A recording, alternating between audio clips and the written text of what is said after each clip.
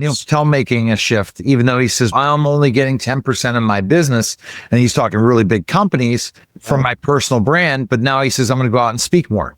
So he's speaking out of both sides. And then there's a shout out to Neil Patel. I love Neil. I think Neil brings authenticity compared to a lot of the other guys that are pretty much programmed, scripted. Neil's not scripted. And that's what I like about Neil Patel is he's not scripted. Eric Sue's not scripted. Some of these other guys are scripted, but they're really good at what they do.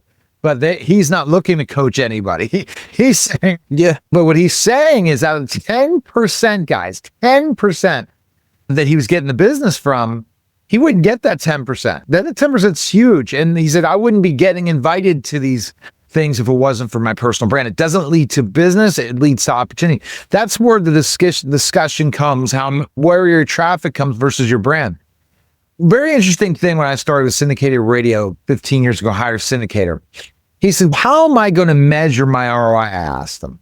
He says, it's going to be, do you have more business? And when I hired a booker for celebrity interviews, do you have more business? It's not going to be directly from that.